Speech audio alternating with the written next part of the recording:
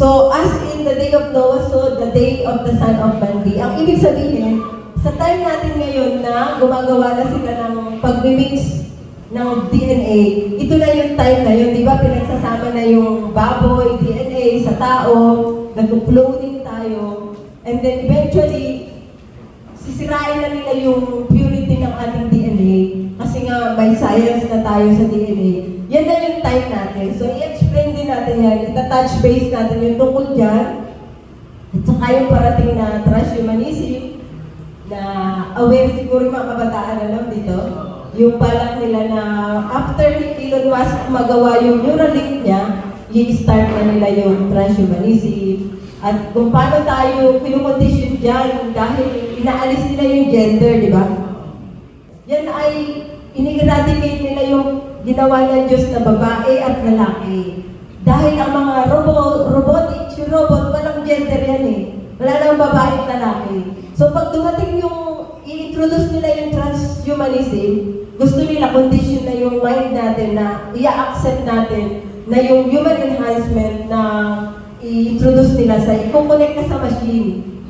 Yan yung tinatawag na 6G, Internet of Bodies yan. Diyan magsisimula. Ngayon 5G tayo, di ba? Internet of Things.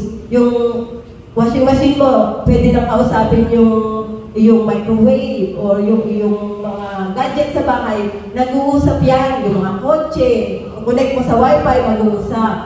Sa 6G, na meron na sa South Korea at saka sa China, Internet of Bodies yan. Ang meaning doon, yung inyong mga gadget gusto nilang i-implant.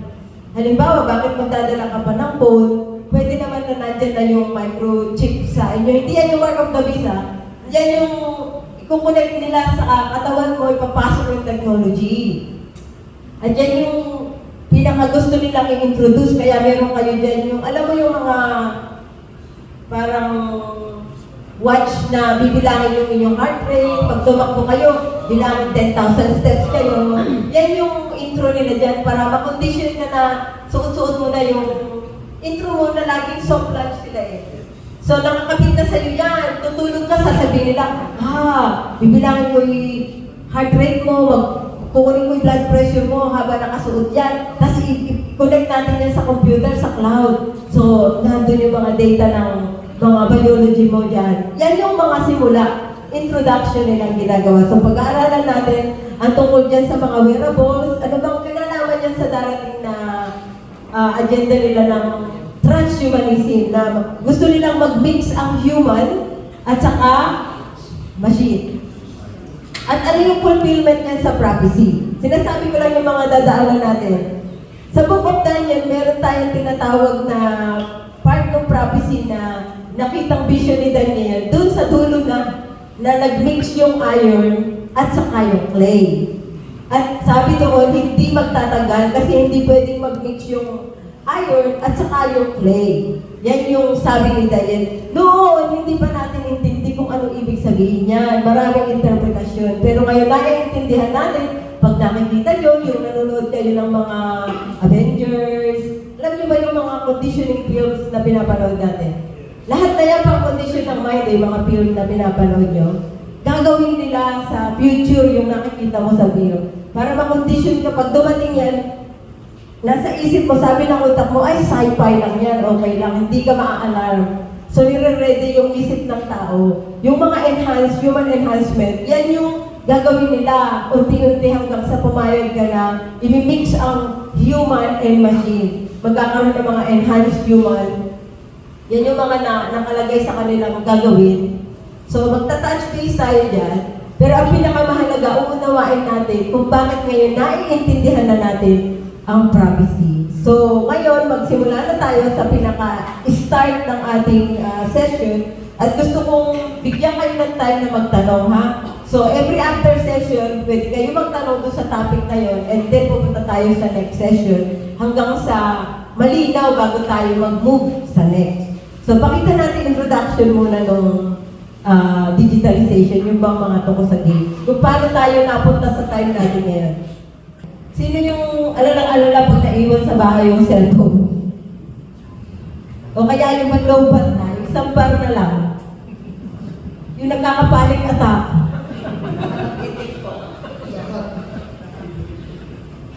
yung unconscious na nagaganap sa atin, sa attachment natin dito sa gadget na ito, ay intentional yan na ginawa. Para tayo ay one day, sasabihin mo sa sarili mo, you cannot live without your gadget. At lahat na yan ay nagpupulpil ng parating na panahon sa ating hinaharap na sa ating mga Kristiyano, meron tayong pag-asa na hawak-hawak, di ba? Na pag dumating yung kaguluhan, alam natin na hindi tayo nakatakda sa darating na wrath na babagsak dito sa mundo. Alam natin na ang lahat ng mangyayari ngayon sa darating na mga taon hanggang 2030 ay magiging mas malinaw sa inyo ang ibig sabihin ng prophecy. Okay, so let's go to Daniel chapter 12 verse 4. Daniel 12. Punta kayo doon ha. Because sinabi niya ni Daniel na sa panahon daw ng huling panahon, diyan mabubuksan. Yung parang yan yung time na yung kurtina ba bubukas.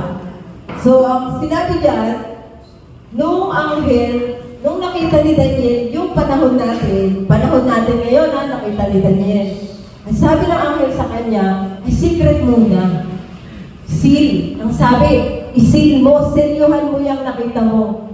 Keep it secret until the time of the end.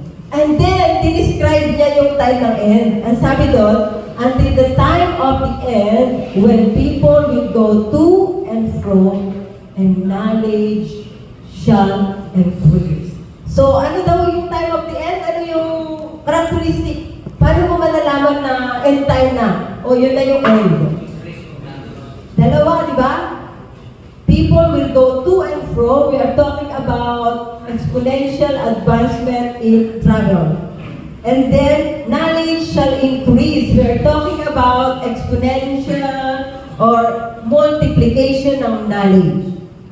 So, yung hawak mong cellphone, it contains all the knowledge, all the research, in all of history, in the whole world, accessible to you at the tip of your finger in just a second.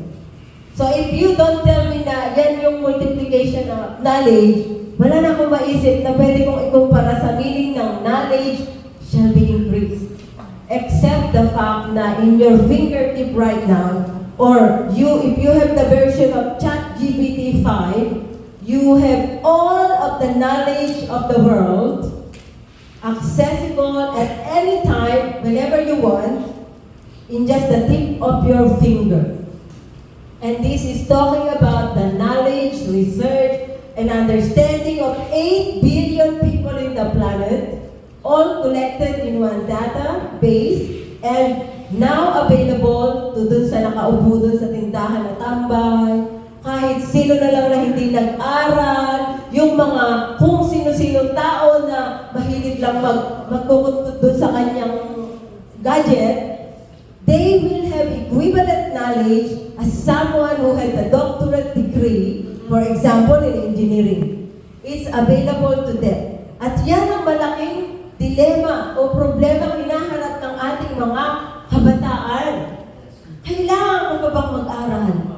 Samantalang magtitiis akong pumasok dyan sa school na yan, 4 na taon, nagastos ako ng ganito, uupo ako dun sa teacher kong bored na bored ako, samantalang mas magaling pa si AI magsabi sa akin o mga sinasabi nitong teacher ko, pinakamas accurate pa yung mga nakikita ko dito sa cellphone ko. Yan ang mga sinasabi ngayon ng ating kabataan, and I cannot ever deny that because it's true. Every single knowledge that anyone will ever want in this world is right here in your fingertip. Multiplication of knowledge. So are we in the end time? At bakit na-unfold sa time ng end yung ibig sabihin ng mga prophecy? Bakit sa tingin nyo ngayon daw natin malalaman ito? Sapagkat ang sabi ng Panginoon, kapag dumating ka na sa time ng end, aalisin niya yung ating takip. Sinabi niya dyan na maa-unseal siya.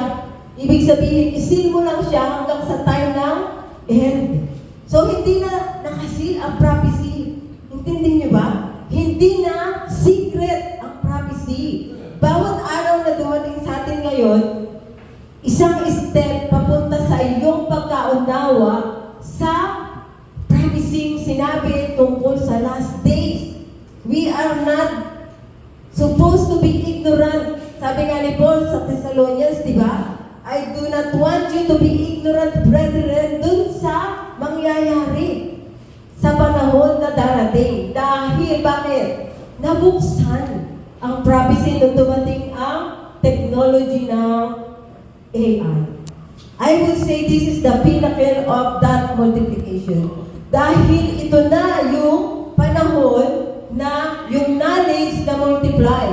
In fact, we're talking about 8 billion people knowledge in this gadget. Multiplied by the speed of technology. Anyone will know what the doctor knows. Anyone will know what a computer analyst knows. Yung tambay sa tindahan, malalaman niya anong nalalaman ng isang architect, isang engineer.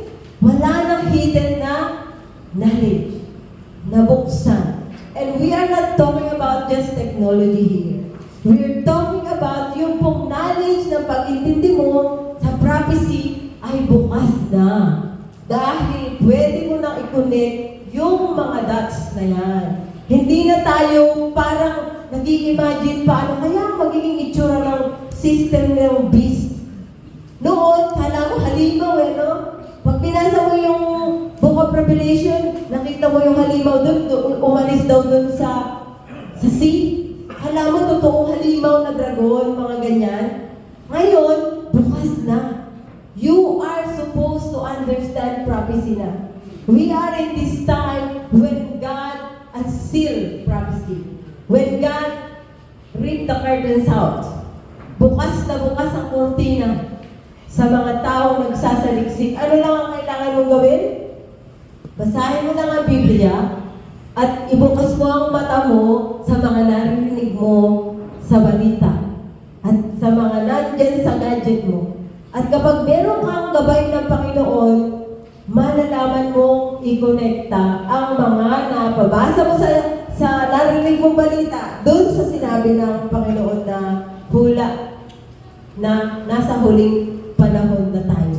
At yan ang ating gustong alamin ngayong umagang ito. So we will look at the very first thing na gusto kong i-discuss sa inyo, kung paano nagsimula dun sa time ng addiction yung mga bata, di ba? Addict na sila sa games. Noon pa man, meron ng mga games, di ba? Nagsimula yan sa Snakes and Ladder, or yung mga chat trees, dun sa phone na hindi pa smartphone.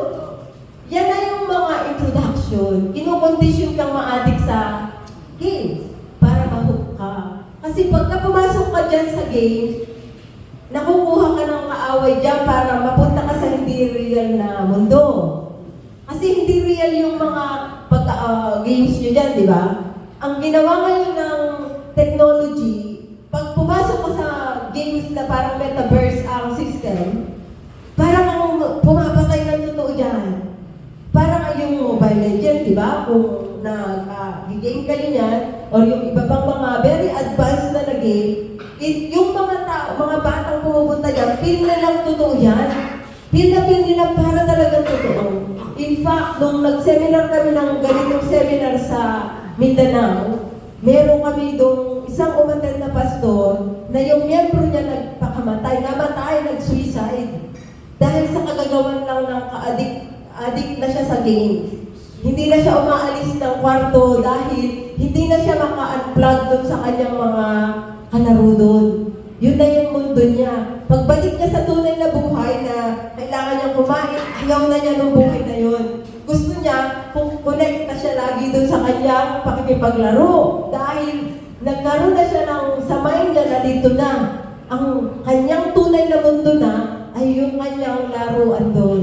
At yan ang nangyayari sa mga kabataan natin na addict sa games. Magtataka ka, ayaw umalis sa kwarto. Nakahuko lang siyang ganyan at parang yun na yung mundo nila. Bakit? Meron kasing addiction na nagaganap sa utak, katulad din ng pagsinghot ng marijuana.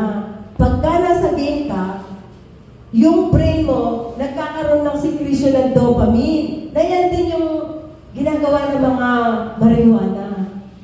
So, ang nangyayari, every time na manalo sila sa game, every time na mag-interact sila dun sa, pumasok sila sa game, ba, Mobile Legend, o kung anong game sa computer, yung brain nila, may mga hormonal changes na nagpupush ng addiction. Kaya nakaka-addict sila. Yan ang explanation ng science kung bakit yung mga bata, kabataan ay talaga namang hook na hook doon. Kaya dalhin mo yan sa simbahan, wala na silang interest sa pakikinig sa ganito. Sirira na ng technology yung attention span ng mga bata. Sirang-sira yan. Manood ba naman maghapon ng TikTok na wala pang 1 minute yung napapanood nila? I-scroll nila yan, magbabago yung impormasyon. Anong ginagawa sa utak ng tao dyan? Ginagawa nilang yung attention span maliit hanggang hindi na makakakonsentrate mag-aral yung mga bata. Hindi na nila kaya na makinig o magbasa ng libro kasi sa kanila boring na yan. Kasi nasanay yung isip nila na papalit-palit yung impormasyon. Hanggang sa, alam niyo ba ang dahilan kung ba't ganyan yung ginawa na may mga shorts, may TikTok na less than 1 minute? Kapag kasi scroll ka lang ng scroll, papalit-palit ang impormasyon mo, hindi ka na maghihinto para i-analyze mo yung na-receive mong impormasyon. Inaalis niya yung critical thinking mo. Di ba pag nakikipag-usap, iisipin mo muna yung sinabi, tapos, totoo kaya sinabi nito? Teka nga muna, tama kaya yun? Pero pag consume ka ng mga shorts na video, yan sa Reels, o dun sa TikTok, walang chance yung utak mo na huminto. At i-criticize mo yung sinabi sa'yo.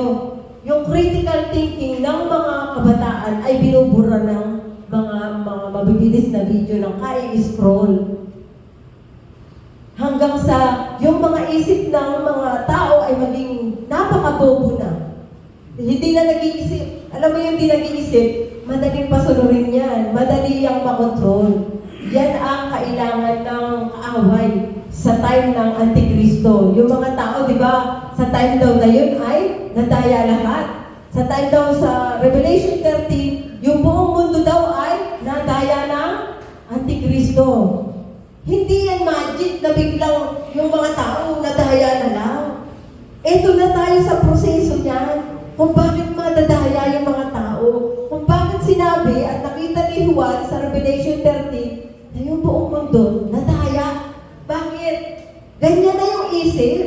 Meron nga pag-aaral sa Oxford last 2024. Tinawag nila itong brain rot study. Yun daw utak mo nabubulok na kai-scroll. Dahil dyan sa phenomena na yan.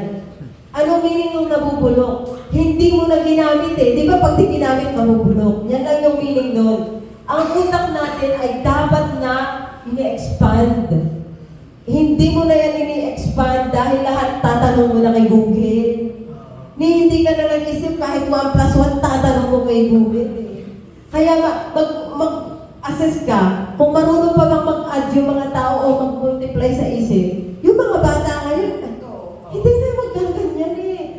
ChatGPT na lang sila. Tatanong na lang nila kay Google, o nag-isip ka ba nun? Eh, tinanong mo lang.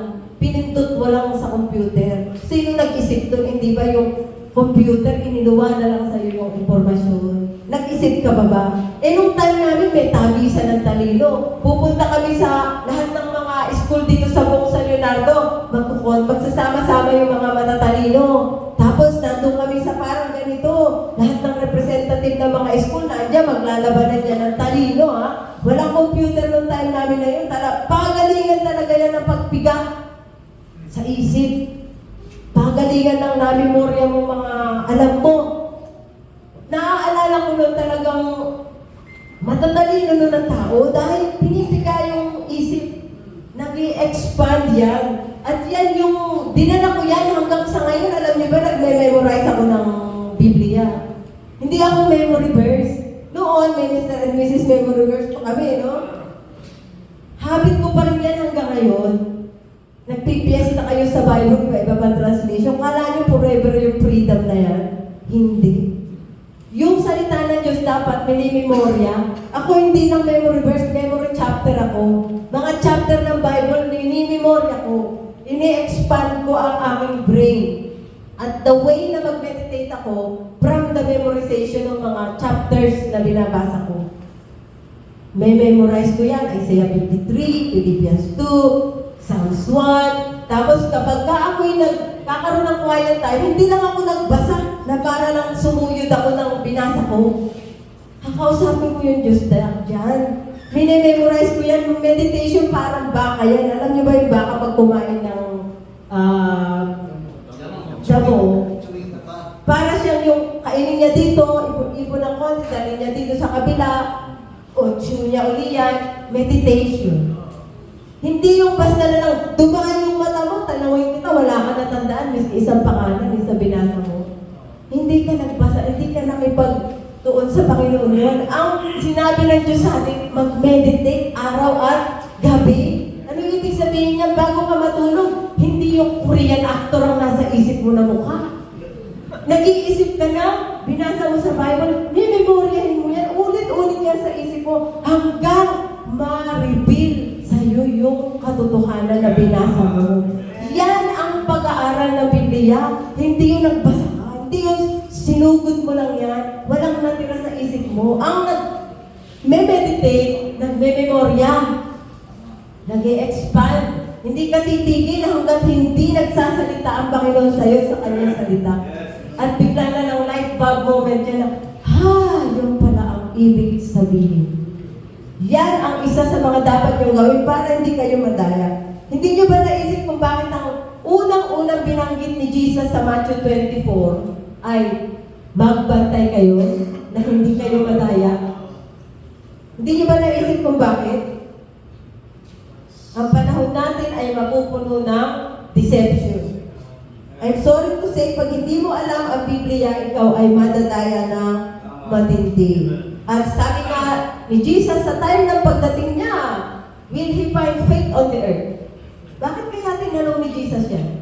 Isipin niyo mabuti yan, iiwan ko sa inyo munang tanong. Habang nag-aaral tayo, isipin niyo mabuti kung bakit sinabi ni Jesus na when the Son of Man comes, will He find faith on the earth? At sinabi pa niya na sa time ng kanyang pagdating ng mga karakteristik ay nangunguna ang deception. Na miski daw yung very elect, sipin mo yung ma-attend na ng church, yung mga itatry niya na yain, bakit kaya? Ganyang katindi ang darating na deception. Kaya dapat maghanda. Hindi ka dapat pa-game-game dyan. Hindi ka dapat pa-relax-relax kasi anytime na yan eh. Nandito na tayo sa time of the end. And Jesus taught us na magbantay tayo. Meaning, hindi natin sasabihin kung kailan darating. Ang gusto niyang alam mo, imminent return. Alam mo yung meaning nung imminent? Yung bang tuwing gigising ka sa umaga, pwedeng today dumating si Jesus. Yan yung imminent. Yung everyday nagigising ka, mag-e-expect ka. Alam mo kung paano malaman kung ikaw ay malamig na sa Diyos o hindi? Gusto nyo? Gusto nyo i-test sarili nyo? Kung kayo'y malamig o hindi sa Panginoon? Tanongin nyo sarili nyo kung etong na etong kayo dito sa mundo. Tanongin nyo lang. Tanongin nyo lang yung sarili nyo kasi hindi nyo madadaya sarili nyo yung nakaharap sa salamin. Dito pwede kayo magpangka para kayong banal dito no? Lahat ay best behavior. Nakikita ni Pastor ni ay talaga parang banal yan. Kulang na lang yung may hello dun sa ulo, no? Pero pagharap mo sa salamin, yung yun ang totoo. Yung ka. Walang daya-daya dun. At yan yung gusto ng Panginoon sa atin, yung totoo. Di ba sabi niya, I desire truth in the inward part. O ngayon tanongin mo sarili mo, inaabangan ko ba yung pagdating ng Panginoon? O tuntua ako dito sa mundo? Para pakiramdam ko dito na ako nakatira eh. Yung para bang yung buhay ko, yung mga pinupurso ko pang mga dito. Ibig sabihin, malamig ang puso mo sa Diyos. Wala kang excitement sa mga bagay na tungkol sa Panginoon. Ang layo na ng puso mo pag ganyan. Napakadelikadong teritoryo po yan. Napakadelikado po. Naku, lalo na po sa panahon natin, delikado po na kayo ay nagkakaganyan. And I hope po na itong time na to ay makapagbigay sa inyo ng pag-iisip, na baka naman napakalamig na ng puso ko, basta kala ko okay na akong mag-show up tuwing Sunday, nakadamit na maganda. Ang puso ng tao, tinitingnan ng Diyos. Tatandaan niyo po. So ngayon, yung gaming na dinaanan ng mga kabataan, yung mga panonood ng TV, mga conditioning ng isip yan, yung virtual reality, nagawa nyo na siguro yun, no? Yung ilalagay kayo ng ganyan, papasok kayo dun sa reality na nakikita nyo. Yung parang mga 3D sa movie, parang real na real yung napapasok nyo sa internet. Mga metaverses, lahat na yung pagkukondisyon ng ating isip. Ngayon, meron tayong pag-aaralan ngayon na gusto ko magpakita ng video sa inyo kasi i-introduce ko yung artificial intelligence, kung paano, bakit sinabi ni Jesus na yung deception, yan ang number 1 na makikita nyo ngayong last days. So, pag-aaralan natin kung bakit gano'n, paano niya madadaya ang mga tao. So, panoorin natin yung this is the tree. Okay. Lahat na yung AI. Yung mga tao doon, hindi yung shooting. Ginawa lahat ni AI yun. Yung mga tao, yung boses mo, kaya niya i-float. Yung itsura mo perfectly, kaya na niyang gayahin. Magagawa siya ng background na parang nagpunta yung tao doon sa tunay na lugar na hindi naman pala, inimbento lang. Darating ang panahon na hindi na natin ma-distinguish ang totoo at hindi. Hindi mo malalaman kung AI ba ito o tao. Ganyan ang magaganap. Magkakaroon ng blurring ang ating reality. So, hindi ko naman i-discuss yung lahat ng nasa slide na ngayon dahil yan yung nasa YouTube yan, meron akong mga turo doon about it. You can just listen. Gusto ko kasing ibigay sa inyo yung latest update about artificial intelligence kasi ito ang infrastructure ng the mark of the beast. We're talking about the system na gagamitin ng Antikristo dito sa mundo kapag siya ay magkakaroon na ng full freedom na maghari. And of course, we all know na hindi naman tayo mapapasukin ng Panginoon pag ibagsak na niya yung puot ng Diyos dito sa lupa bilang Kristiyano, bilang tunay na mananampalataya, yan ang ating pinanghahawakan. Pero huwag kayong baka relax dyan dahil kailangan, sabi nga ni Apostle Paul, examine yourself. Prove your own heart. Prove your own self. Know you not. Prove yourself whether you are in the faith. Huwag kang masyadong padaya sa kaaway na sumasakay ka sa agos na ikaw ay ligtas. Ang sabi ni Paul, isang magandang bagay na gawin ay examine yourself. Amen. Prove your own self whether you're in the faith or not. Know you not that the Holy Spirit is in you? Yan yung gusto kong iuwiin nyo. Kasi napakasaklap naman po na kayo ay kala nyo, super relax kayo, kala nyo kayo ay ligtas, hindi pala. Di ba pinakamasaklap na pangyayari yan sa buhay ng isang tao? Ano ba pinakamahalaga sa buhay ng isang tao? Hindi ba yung kaluluwa mo ay ligtas? Yung kaluluwa mo ay, sabi nga ni Jesus, ano ba ang mapapala mo? What shall it profit a man if he gains the whole world and lose his own soul? What will you give in exchange for your soul? Anong pwede mong ipalit sa kaluluwa mo? Ang masaklap po, walang balikan yan eh. Pag ikaw'y nagsoli ng buhay mo, walang bawian yan. Wala dun yung hahabulin mo yung kamatayan. Itatry mong dun magpakaligtas. Walang ganyan. Ang chance mo lang ay yung habang humihinga ka. Yan. Kaya sinabi ni Jesus na ano ang pakinabang ng tao, makamtan man niya ang kayamanan ng buong mundo kung mapahamak naman po ang kanyang kaluluwa. Sasabihin ko po sa inyo bilang isang nurse sa UA, na kapag tatag kami ng business business doon, nagkaroon ako ng chance na makamtan lahat ng gusto ko, wala akong iniisip na gugustuhin ko pa. Pero nung nakarating ako sa time na yan, wala pong meaning yan eh. Wala pong kabuluhan. Nagpapasalamat ako na ito po ay ibinigay ng Diyos sa akin sa panahon na alam ko na kung ano ang tunay na kayamanan. At yan po ay mga kaluluwa ng mga taong napapahamak.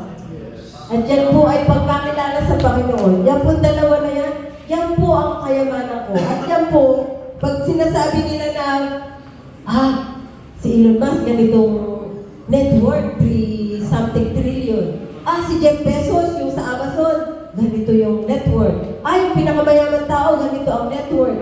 Sasabihin ko lang, hindi nila ako lalampasan sa yaman ko. Because I have something that money cannot buy. And I will be forever richer than these people. And that is the truth. And I'm telling it to you with all my heart, and I believe it with all my heart, that I am the richest woman in the whole wide world. Because I have something that their money cannot buy. And that is true with you if you know Jesus. Amen. Huwag niyo pong hangarin ang mga bagay na nandito sa mundo. Wala po yung kabuluhan. Wala po talaga yung meaning. Kung hindi niyo po yan magagamit sa gawain ng Panginoon, sa paglilingkod, sa pagliligtas ng kaluluwa, wala pong kabuluhan lahat yan. At yan po ay nakagaling sa akin na nakarating na po dyan. And I can tell you, kapag nakita niyo ang pera na numero lang, doon niyo marirealize na ang pera pala ay talaga pong walang kabuluhan. Kung hindi niyo gagamitin sa pagliligtas ng mga tao na papahamak. Yan lang po ang gamit ng pera. Yan lang po. Pagtulong, maging blessing ka sa iba, at kayo ay magiging river. The more kayong pagpalain ng Panginoon, kung dumadaan lang ang pera sa inyo. Kaya pagka mayroong nakakantyaw sa amin na, naku, yaman nyo lang siguro. Ay naku, kung sa mata mo, kahit kailan, hindi ako magiging mayaman sa mata mo. Dahil wala kang makikitang perang itinitira ko sa bangko. Dahil lahat na yan, dumadaan lang. Dahil ang tingin ko sa pera ay pinagtitiwala ng Panginoon, di sa akin. So lahat ng dumadaang kayamanan, dapat ilog ako, umahagos.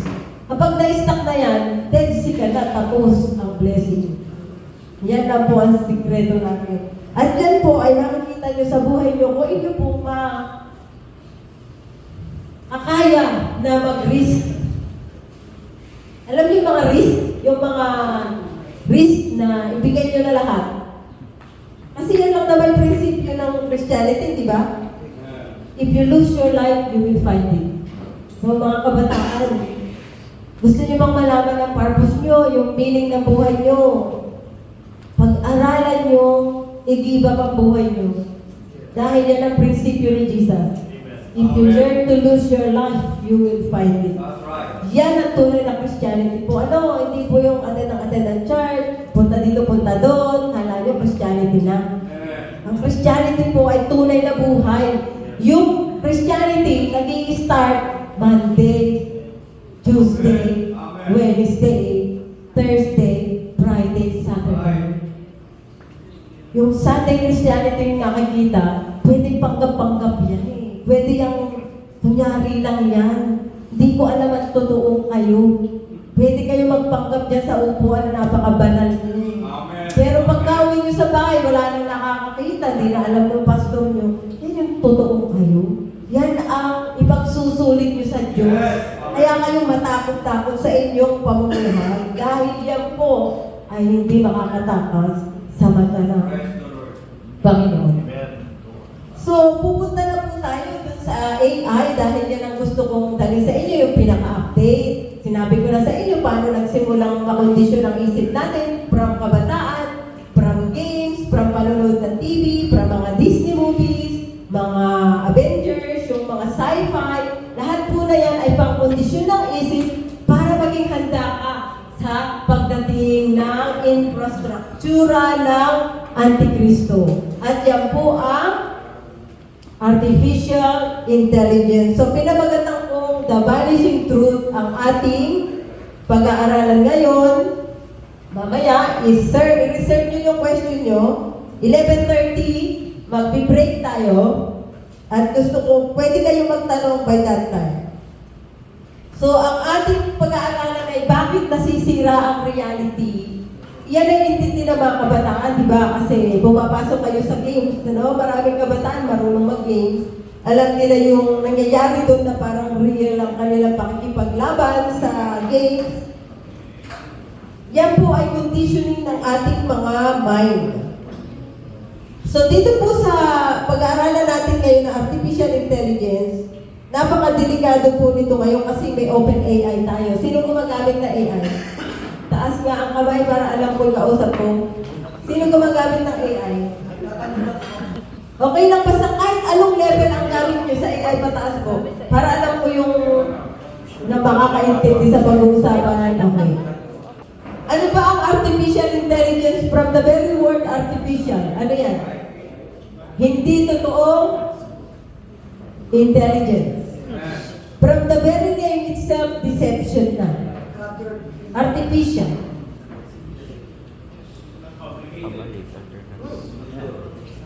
Parang totoo, no? Yan ang artificial intelligence. Kukumpyahin niyang mabuti. Kapag ka gusto mong malaman ang halaman, totoo o hindi, puputulin mo yan, di ba? Pag may pumatas dyan, mayroong life na nagpo-flow doon sa halaman. Ang lahat ng artificial, whether yung sa halaman, or whether yung tao, kasi may artificial na tao, alam niyo ba? Nakakatayo pa sa harapan niya. Kala niyo may buhay ng Diyos, wala pala. Pwedeng mangyari po yan. Kaya nga po tayo tinuturuan na examinin ang ating mga buhay. Kapag walang banal na spirito na bumago sa buhay mo, ay kabahan ka na. Baka hindi talaga buhay ng Diyos yung umaagos sa ugat mo dyan eh. Artificial kayo eh. Yung pag tinesting ba? Yung pag tinesting walang kakatas na buhay ng Diyos dyan. Alam mo yung artificial na tao, yung parang totoo, sisimpa sa Sunday, kabarong Tagalog pa, bawa. Lahat ng salita parang Christian. Parang totoo talaga. Ito parang totoo to eh. May usbong pa oh. Alam mo talaga totoo, no? Maraming mga Christian ganyan, alam mo totoo. Pero pag sinubok na dyan, yan. Tatandaan yung mabuti yan. Ang artificial intelligence ay hindi totoong kaalaman. Inilagay lahat yan dun sa database, yan ang kuhanan ng AI ng iniluluwa sa inyo pag nagtanong kayo. Baka si Kuya Mar daw, ang kanyang paggamit ng AI, nagtatanong lang. So, okay, magtatanong siya ng lahat ng kaalaman gusto niyang malaman at nandun yun sa database, sa cloud, at yan ang ibabato ng AI sa inyo. Di ba? Pag nagtanong ka ba, yung mga kabataan, hindi nila alam kung paano gumagalaw ito. Amaze na amaze. Oh, galing naman yung AI. Mas magaling pa sa akin. Kahit kailan hindi ka magagalingan ng AI. Alam mo ba? Yung iyong utak na yan, kahit ilang AI pang pagsamasamahin, hindi niya matutumbasan ang original na nilikha ng Panginoon. Pero ang gagawin ng kaaway, dahil gusto niya ay all-knowing din siya. Di ba yan ang pangarap ni Satanas, di ba? From the beginning, gusto niya maging katulad ng Diyos, I will ascend sa throne ng Most High. Sabi niya dyan, no? Sinabi niya yung plano niya. Gusto niya na sambahin din daw siya. Yan ang plano niya. So, kailangan niyang alam lahat ng nangyayari sa mga tao. Yung para bang false na all-seeing. False na all-knowing. False na all-present. Pero lahat na yan ay makakaya niyang gawin. Alam niyo ba? Sa pamamagitan ng binubuo niyang infrastructure sa mark ng beast system na ito. Through artificial intelligence. So sinabi ko kanina sa inyo, yan yung lahat ng knowledge ng buong 8 billion people, lahat ng research, past, present, and future, andyan sa database na yan. And to be honest with you, yan ang pinakamalaking problema ng climate change. Yan po ang malaking kaibokretuhan ng ating pong naririnig. Na sabi nila yung climate change, magtipid ka, huwag ka na halos huminga kasi may CO2 yung hinga mo. Huwag ka nang mag-travel. Yung CO2 mo, ganito yung footprint mo. Napakaliit niyan kumpara sa ginagamit na power at tubig ng mga data centers ng artificial intelligence. We're talking about cities. We're talking about the use of bottled water for the whole world last year. Yan ang nagamit ni AI na tubig sa pagpaprocess ng mga tanong mo. Intindi mo ba kung paano yan gumaganap? Pag nagtanong yung taga Myanmar, taga US, sabay-sabay yan. Paano kaya yun? Tapos nasa cloud pa, no? Hala nyo mahinas yun eh. May proseso po yan, meron niyang background. Napakalaki pong energy ng ginagamit niya. Kaya ngayon, ang labanan sa US ay kung sino ang unang makakakuha ng unlimited power source para i-power yung plano nilang AGI. Yan na po yung delikado. Pag-aaralan po natin yung AGI. Pero isa-isahin natin ang artificial intelligence at kung paano ito magdadala sa atin sa anti-Christ system. At kung ano kaya yung mark of the beast. Tanong sila ng tanong, yan ba yung i-implant sa akin microchip? Ano ba yung sinasabi na no one can buy or sell except the mark of the beast? Ganito po yung kasimple. Kukwento ko lang sa inyo yung buhay namin sa UK, no? Advance dun eh. Pupunta kami sa supermarket. Di merong mga kamerang malalaki. I-examinin yung mukha namin doon, biometric, magpasok. May mga gate dyan. Hindi pa operational pero may gate. Nakakapasok pa kami ngayon pero eventually, meron diyang system na nakapaloob. Okay, kwento ko po sa inyo kung ano mangyayari dyan. No one can buy or sell except those who have the mark. Parang isang QR code. Sabihin na natin QR code. For example, because hindi natin ma-eksakto kung ano yan, di ba? Ang system na yan ay ganito. Hindi ka makaka-participate man lang sa economy.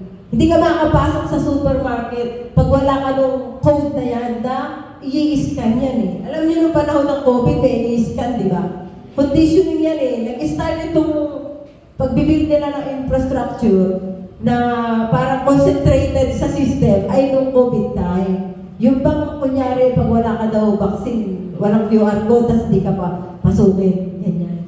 Practice lang yan eh. Ginamit lang nila yun para i-introduce itong QR code at yung work from home na pwede ka nang mag-work sa home at ilagay yung mga tao sa position na pwede nang walang human connection. Diyan nag-umpisa yung mga tao, naging hindi na masyadong sociable. Di ba natatandaan niyo ba yung COVID, yung mga kabataan na depressed? Walang communication, walang human touch yan. Nagsisimula na sila ng infrastructure dyan. Tapos may practice tayo, no? Kahit tutulog-tulog yung gwardiya, kala mo, chinecheck pa yung vaccine passport ko, no? Kunyari, ganun-ganun ka lang, eh, no? Yung iba may mga dala lang hindi naman totoo, sige lang din, pasok. Kasi hindi naman totoo chinecheck. Yung practice kasi, kinukondisyon tayong masanay na no QR code, no entry. Practice. Yan ay mga soft testing ng ginagawa nilang system. Ngayon, ang artificial intelligence, pakinggan yung mabuti, kung natatandaan nyo, pagka-elect ng ating Pangulo, ay kayo ay gusto na niyang mag-national ID. Natatandaan nyo ba yan? At yung phone nyo, bawal na papalit-palit. Naintindihan nyo ba yung nagaganap doon? Di ba yung phone nyo dapat exclusive na sa'yo? Ayaw na nila, register na yan. Para matrace ka na, alam na nila yung number na to, ikaw yun. Yung number mo, ID mo. Kukonect nila yan sa national ID. Pero hindi pa yan yung system. Natatandaan nyo ba yung nabalitaan ditong pabibigyan ka pa ng pera, bigay mo lang yung iris mo eh, data. Nangunguha ng data. Alam mo nung nagparehistro kayo ng mga na for national ID nyo, may nabalita dyan, di yung pinansin eh. Yung mga ID kunyari, yung physical, nakakabasura lang. Natatandaan nyo ba yung nabalita yan, nakatabon doon? Alam masyado nabansin? Kasi hindi nila kailangan yung physical. Gusto nilang ilagay lahat sa online tayo. Kasi yung identity natin ipiprepare nila para sa cashless society. O pakinggan niyo po kung paano ang cashless society ha, kasi sa UK, halos ganito na kami. Sa UK, bibili ka, gaganon mo lang yung phone mo, andun yung pera ko sa phone, kaganyan ko, yung mukha ko, titignan ng phone ko, i-assess niya yung biometric, bayad na ako, alis na ako. Okay, ngayon ini-introduce sa UK, digital ID. Ano ba difference yan? Halos digital na nga. Ano yung difference na digital ID sa inyo? Ang digital ID, yan po ang dead end natin. Dahil i-connect po dyan lahat ng system. Ganito po yan. Sa ngayon po, pag magta-travel kami, may passport, may driving license. Kapag wala akong driving license, papakita ko yung passport ko. Pwede ko pang independent din gamitin. Pag ang digital ID po ay introduce na, alam niyo gagawin dyan. Ipapasok po dyan ang inyong driving license. Magiging online. Yung inyo pong passport, mapapapunta dyan. Nandyan din solo. Ano pa pong next? Ilalagay po dyan ang lahat ng inyong SSS, GSIS, PhilHealth, lahat ng medical record, lalagay dyan sa iisang ID. Ano ba ang kasunod niyan? Uutusan ang mga kumpanya. Kami po may kumpanya sa UK Nursing Agency. Inuutusan na po kami mga direktor na magpa-digital ID na kasi eventually ipapapwersa po sa amin tulad ng ginawa sa COVID, ipapapwersa na yung mga staff namin ay hindi namin tatanggapin pag hindi nagbigay ng digital ID. Hindi po kasi legal. Kasi po, against po yan sa privacy. Republic Act po yan eh. Nangungunang batas natin yan eh. Yan protektahan ang privacy at freedom of speech, freedom of movement. I-eradicate po lahat yan pagka nailagay na po kayo sa system ng digital ID. Yung inyo pong sweldo every month, ilalagay dyan. So yung pera mo nandun na, di ba? Ang tawag po dyan, Central Bank Digital Currency. Noong pong beginning ng 2025, may balita na walang pumapansin dahil nililibang ang tao sa kung ano-anong balitang iskandalo. Yan po ang purpose ng mga iskandalong balita. Para wag mong makita yung ginagawa nila sa pa-secret. Kasi pag nalaman mong ginagawa nila pa-secret, ay maa-alarma. So, di ba ngayon, lahat ng tao, vice ganda dito, vice ganda doon, corruption dito, corruption doon, flood control dito, flood control doon. Lahat ng tao, yung attention doon. Oh, ngayon, ang gawin na natin. Doon tayo sa backdoor. Kasi, naku, mga lansin na malalansin natin. Ganyan ang style. Hindi po pwedeng direkto iutos ng gobyerno yan. So, ang gagawin po niyan, ipupwersa po sa mga may business. Yan po ang gagawin sa UK, ganyan po ang gagawin sa amin. At yan po ay pinaghahandaan ko na, di ko nga po. Ngayon, alam pa kung paano ko ito ina-navigate. Habang ang digital ID po ay napayagan na, at ang mga tao ay napasunod na dito, at yung sweldo nyo pupunta na sa digital ID nyo, lahat ng identity mo, lahat ng tungkol sa buhay mo, ay nasa iisang ID na hindi po papel. Digital. Ano po ang ibig sabihin niya? Yan po yung Revelation 13. No one can buy or sell without the mark. Hindi pa po yun ang mark, pero po yung system, nakikita niyo po yung system. Yan po ang ating sistema na binubuo sa pamamagitan ng artificial intelligence na kayo po ay hindi na pwede na basta independent din magbigay kay ganito. Kasi nandito na lahat yan. At eventually po, ang cellphone nyo po, i-introduce po yan, magbantay po kayo. Ang sasabihin ng Apple dyan, napakaganda nitong bago namin discovery, parang bracelet lang. Yung isang ang i-introduce nila, sing-sing lang eh. Andiyan na lahat ng details mo. Gaganyan ka lang tapos na yung transaction. Nakasuot pa. At pag ready ka na, yung 6G dumating na, bantayan niyo po yung 6G Tandaan niyo po itong sinasabi ko, pag ini-introduce na yung 6G, Internet of Bodies po yan. Yan na po, mag-abang na po kayo, kasi ibig sabihin po yan, ready na po ang mark na gusto nilang ilagay sa ating katawan. Hindi naman po tayo sasali dyan, di ba? mark of the beast po, tandaan nyo, ay may kaagipat na pagsamba doon sa Antikristo. Loyalty. Hindi po yan basta lahat uubligahin na mag-mark. Lahat po na susunod dyan ay sasamba doon sa Antikristo. So, ang pinag-uusapan po natin ay yung realidad na tayo po ay napakalapit na. Napakalapit na. Yan po ang gusto ko makuha nyo. Ang lapit na po natin, anong dapat natin gawin kaya kapag malapit na? Alam niyo yung sinabi po ni Jesus na yun daw last generation. This generation shall not pass away until all these things shall come to pass. Yung verse na yan, nung sinabi niya, pinag-uusapan yung fig tree, yung tungkol sa, yun daw sinyalis ng fig tree, yung, anong Tagalog na nga nito? Igos. Puno ng igos. Igos pag daw yung mga usbong-usbong na nakita nyo, ibig sabihin ay malapit na, no? Yung panahon na yung Israel ay naging bansa, tandaan niyo po, ay 1948. Yung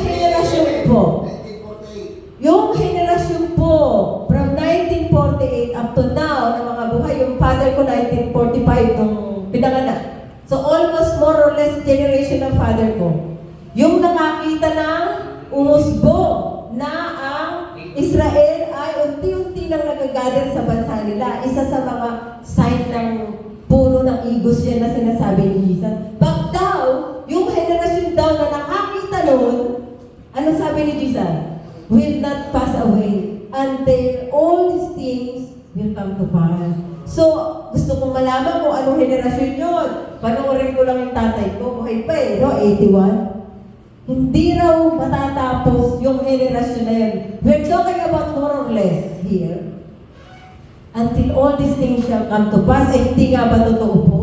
Na ang infrastructure nga po, buhat noong 1948, naging bansa ang Israel, hanggang sa panahon ngayon, ay buong-buo na halos. Yung lahat ng ito, yung sinabi ni Jesus, mangyayari. Hindi lilipas yung henerasyon ng tatay ko until all these things shall come to pass.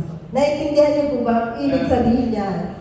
Na sa time na ito ng pag-uusap natin, ay pwede mangyari yung pinakabig.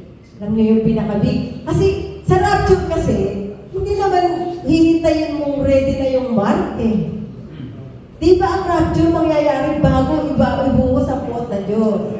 Kaya pag-isipan niyo pong mabuti, baka kala niyo kailangan yung makita mismo yung mukha ng Antikristo. Ang paghahandaan niyo po yung pagharap sa Panginoon. Dahil yan po ay mas mauna. Pag kayo masyado magpaka-toxic dyan, na parang naubos na yung oras niyo, malaman niyo kung ano yung mark. Hindi ko na inuubos yung oras ko dyan dahil alam kong ako ay kukunin ng Panginoon. Hindi ako papasok dyan eh. Ang gusto ko, paghandaan nyo ay yung pagharap sa Panginoon. Paano ka haharap? Paano haharapin ang Panginoon dahil alam natin nalalapit na. So, gusto kong ipakita yung video ng yung Chinese.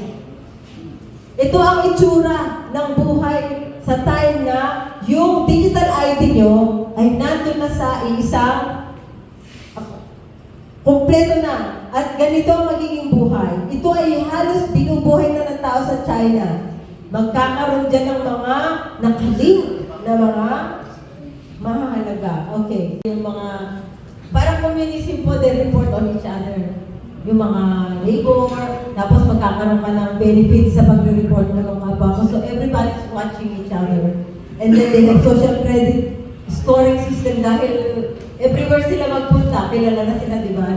Nakakonect sa system ng government dahil sa biometric. So, mag-jaywalking sila, magkakaroon sila minus points. Ubus po ang pera niyan. Pag po cashless na, programmable money po ang ibig sabihin niyan. Walang freedom. Kahit po bigyan pa kayo ng napakalaking pera, pwede nilang i-program kung hanggang saan lang magastos. Kung saan ka pwede pumunta. Lahat na yan, pwedeng i-connect dun sa ID na tinatawag nilang digital ID. Yan po ay dead end. Checkmate po yan. Wala po tayo. Pwede, pag yan po ang naalaw na, yan na. We can talk about how do you navigate coming AI advancement. Kasi meron pong parating na Artificial General Intelligence. Yan po ang delikado. Sa ngayon, ChatGPT 5 pa lang yung pinakamataas.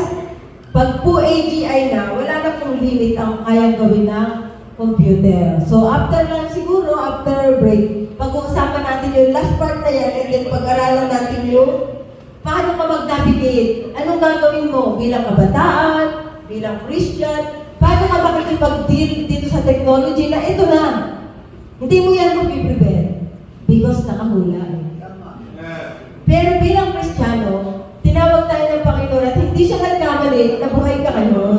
Huwag kang magsisisi na bakit ba ako nabuhay pa sa ganitong mundo. Nagkakamali ba ang Panginoon? He has a plan and purpose for you for living for such a time as this. Tayo mga Esther. Tayo yung time na may purpose sa time na to. So, imbis na fear ang pumunta sa'yo na hindi galing sa Panginoon, tandaan niyo lagi ito lagi ko sinasabi pag nagseseminar ako, God has not given you a spirit of fear. Kaya pag kayo natakot, isipin niyo agad, it never came from God. So anything na mangyayari out of that fear, it's not answered prayer. It's not from God. Because God will never give you spirit of fear. Sabi ni Lord, be as bold as a lion, and rightly so. Because you should not fear anything. Bilang anak ng Panginoon, you have all the reason in the world to be at peace with what's happening, to relax, because nabasa mo na yung end eh. Ano pa bang iyakalala mo dyan? Alam mo na yung the end, nabasa mo yung dulo, alam mo na yung ending ni Satan. Bakit ka nag-worry dyan? Ang ating ngayong gagawin ay kung paano tayo maka-influence ng maraming tao na huwag piliin ang maluwang na daan. Diba? Yun na lang ang role natin ngayon. Mag-i-impok ka pa ng kung ano-ano sa kayamanan mo. Matutupok yan eh. Sa last days, apoy ang tutupok. O sige, kung gusto mong mag-impok at magpakayaman para sunugin lang sa last days. Ganyan ba gusto nyo? O lahat ng blessing na ibigay ni Lord, gamitin niyo lahat para maligtas yung mga kaluluwa na pwede kang maligtas. Alin na mas tama nyo? Yan ang kayamanan natin ngayon. Yan ang tatandaan nyo. Alam nyo, lagi sabihin sa sarili nyo, di kayo ma-overwhelm, di kayo matatakot, di kayo parang hindi nyo alam gagawin nyo. Because you know the end. Tayo ang pinaka-grounded na tao dapat sa buong mundo. Tayo yung hindi matadali lang kung saan-saan. Because you know the end. You know the truth. Amen. And that's why kahit anong control ang gawin ng system, mananatili kang free. Because the truth sets you free. And you have the truth. Jesus is the truth. You have Him. And so you are free. Kahit anong mangyari pang control, you will remain free. Because you have the truth. Yan po ang tatandaan ninyo. So yung AI, bantayan nyo mga kabataan, mga anak nyo, they are the ones who don't know what to do. They are the ones who don't know how to navigate this. Sila yung nadadala ng technology. Sila yung naa-addi. O baka naman kayo din. Hindi ko alam, no? Pero bantayan nyo rin yung sarili nyo. Baka naman kayo rin pala kabaling. Isang nababaling yung mga kabataan na yun. Wala na sila mabalingan. Kayo rin pala nagpaka-addict na dyan. Imbis na kayong kumontrol dyan, kayo na kukontrol. Isang bar na red yung battery, panik-panik na kayo dyan. Nasa na nga yung pagkalitan nyo pa may asawa nyo, naiwan nyo yung inyong pan-charge. Ano ba naman yan? Dahil lang doon, nagpapanik or nagalit na sa asawa, nalimutan yung naiwan yung cellphone, di na alam ang gagawin sa buhay. Ano yan? Kontrolado no? Gadget. Bantayan nyo po ang inyong buhay. Kasi di nyo alam yung kaaway nagpapaturong po, pinapaikot lang kayo. Hindi po tama yan, lalo na sa mga tagaturo ng kanyang salita. Kung kayo pa nangungulat yan sa cellphone na yan, saan pa titingin ng kabataan? Sino mag-guide sa kanila? So, tandaan niyo po mabuti yan. Laki po na responsibility natin.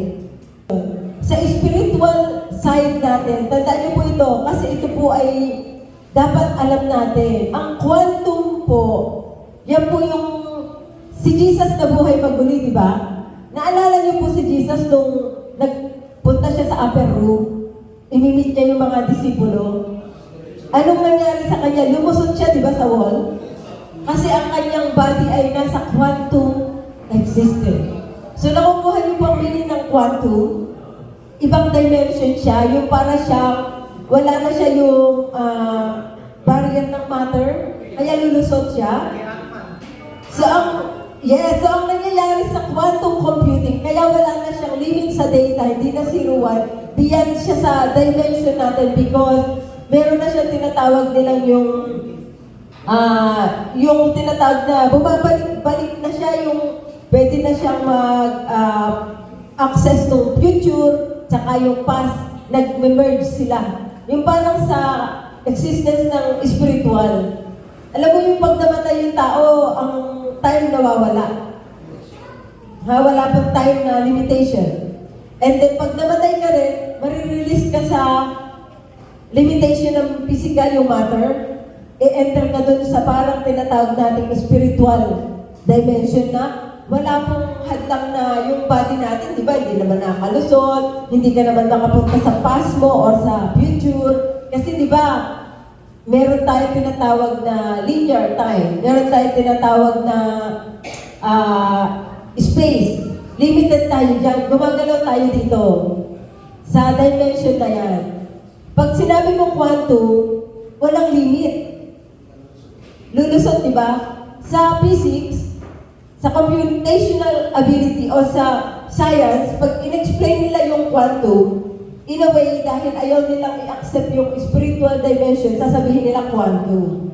Pero ang explanation lang dyan, ang equivalent niyan ay spiritual. So ngayon, ano po ang danger na nangyayari ngayon? Bakit nila nilalagay yung dimension na out of this world dito sa ating technology? Dahil nagkaroon po ng experiment sa CERN sa Switzerland. Yan po ay present na ginagawa nila. Doon po sa experiment na yon sa Geneva, underground po yan sa CERN. Ang tinatawag po yan ay CERN. Yan po yung research organization ng European na kasama yung ibang mga international body, puro scientists, nasa underground. Pero marami ang reports na lumabas dyan na hindi lang basta scientific ang research. Mayroon silang ginagawang parang pagsamba sa parang Hinduism, yung parang merong nangyayari na other than dito sa world na to. At maraming scientists din ang lumabas na parang nasiraan sila ng ulo sa na-encounter nila na entity.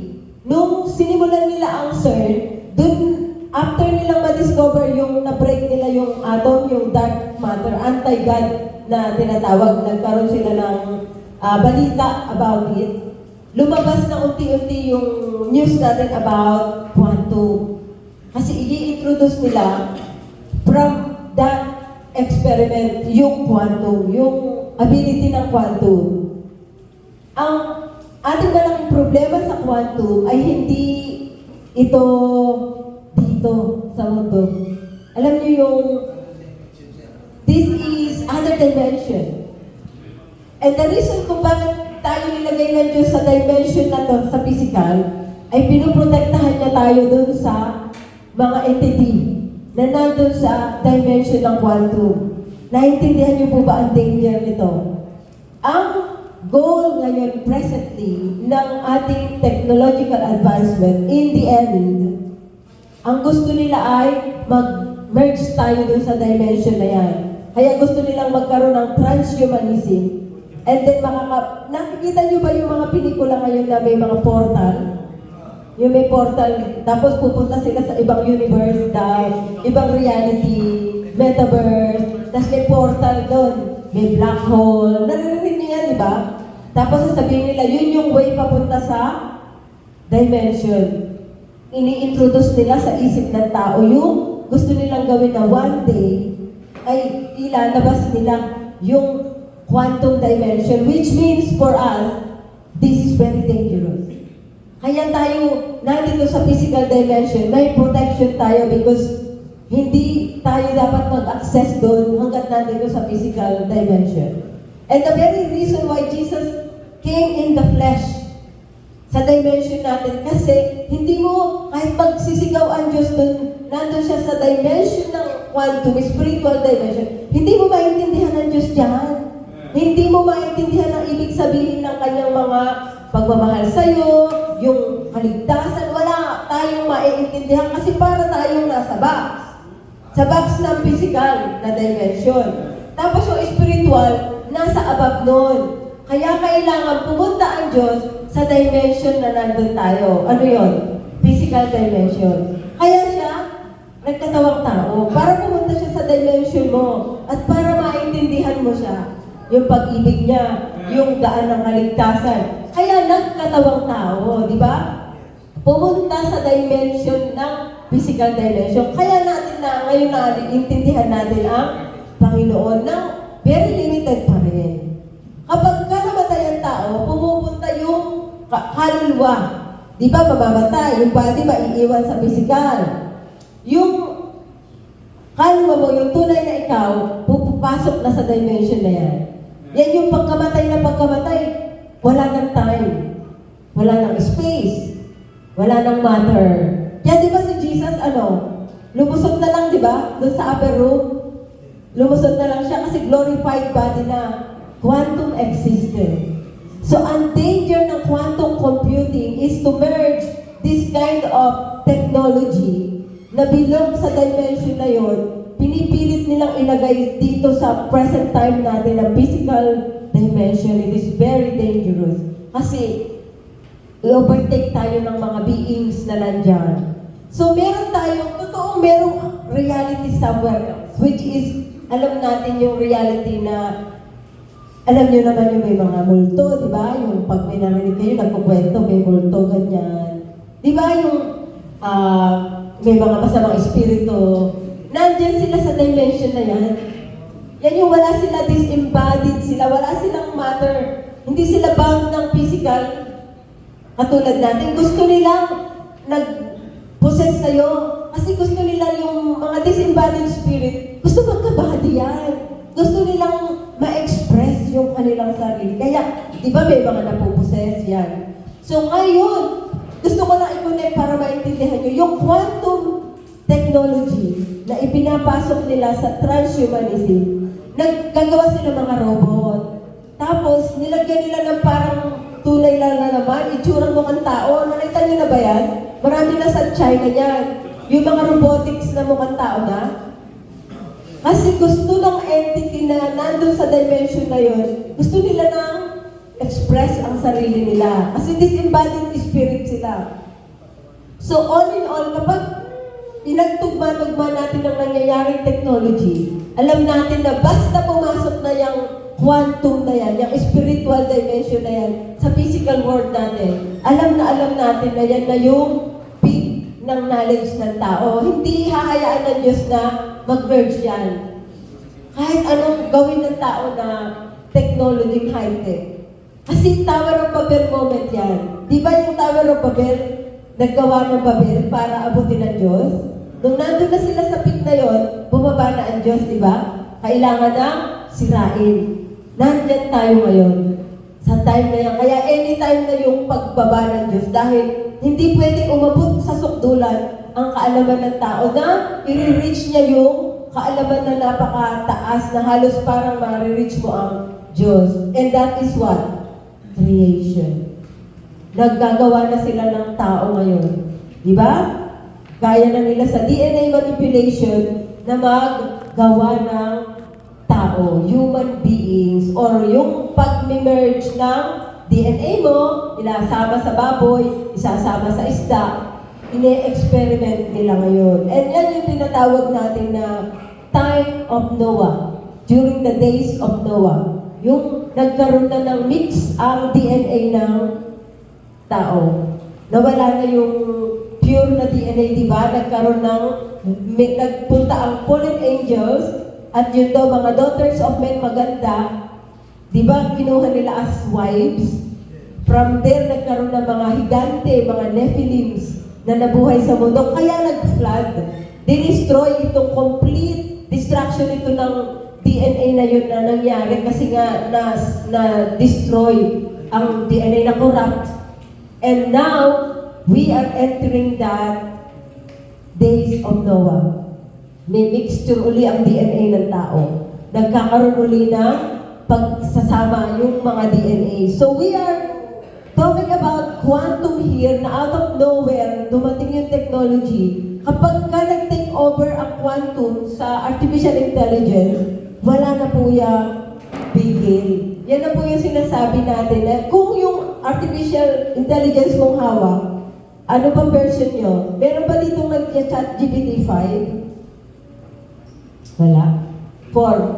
Chat GPT 4? After 3 lang ngayon yung OpenAI ba 3 lang? Okay, tapos yung pipiling yung version. Okay. Yung chat GPT 3, tapos version 4, version 5. Nung una, halatang-halata ko pa yung chat GPT. Alam kong pinagawa sa chat GPT pag may nabasa ko.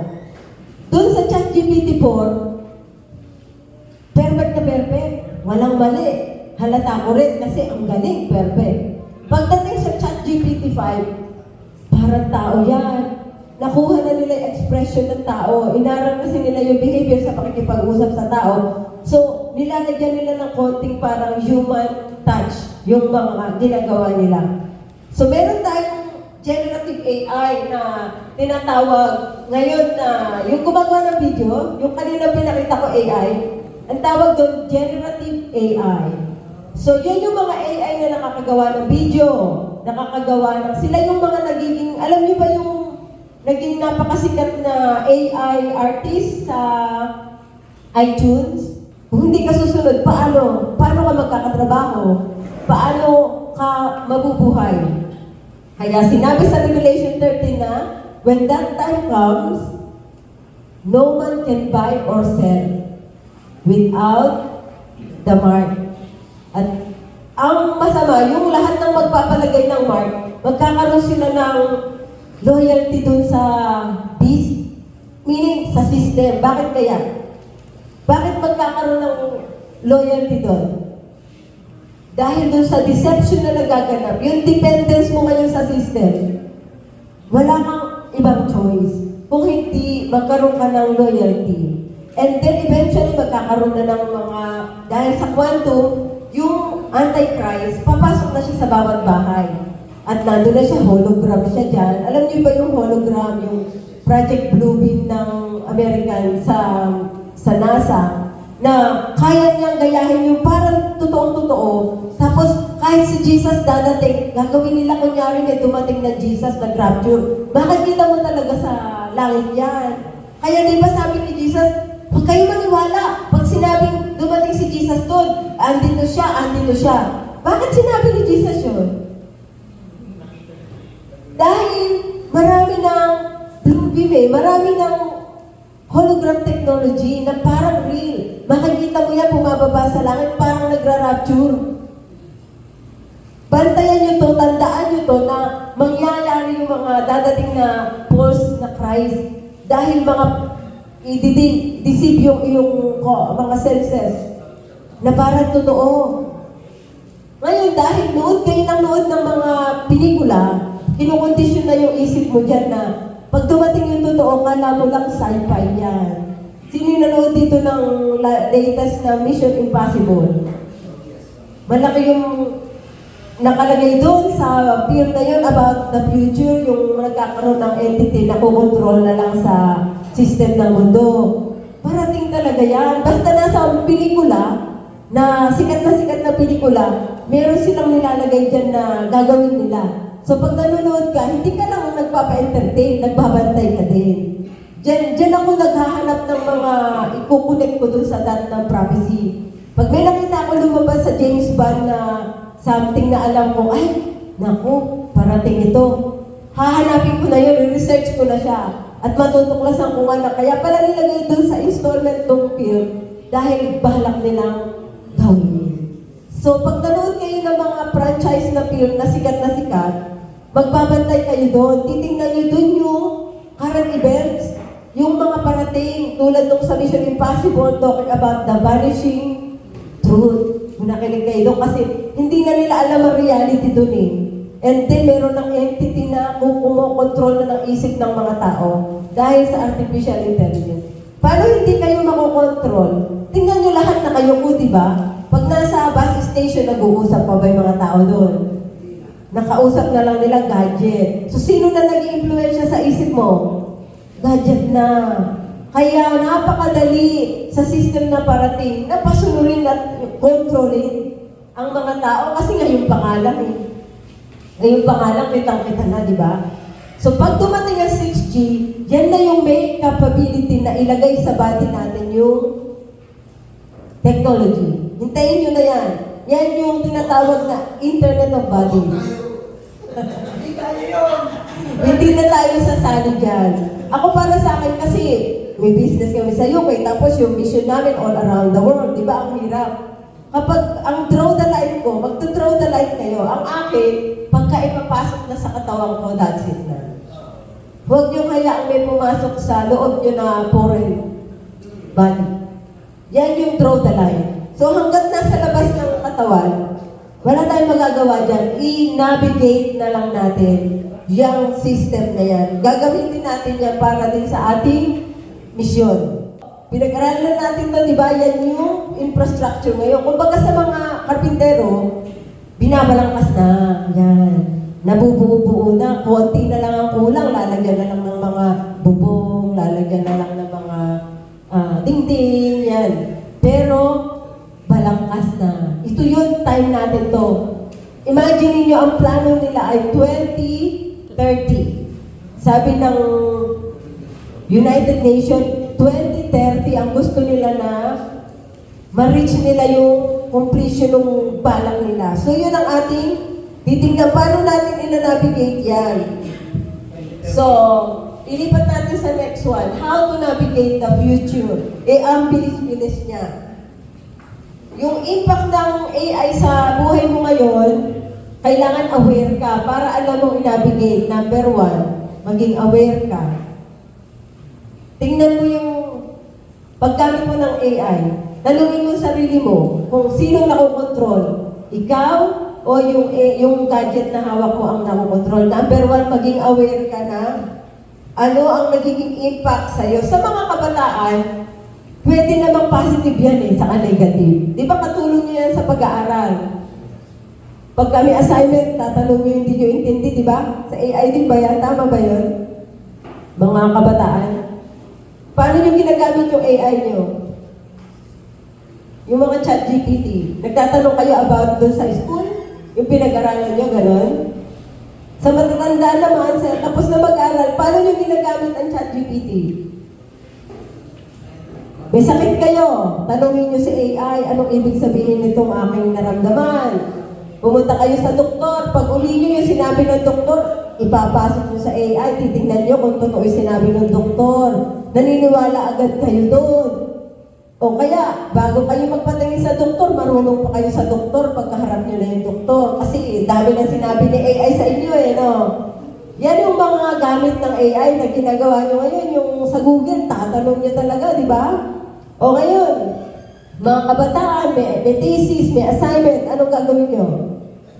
Oh, ang galing naman pala ni AI mag-outline, may reference pa. Ito na lang ang i-submit ko.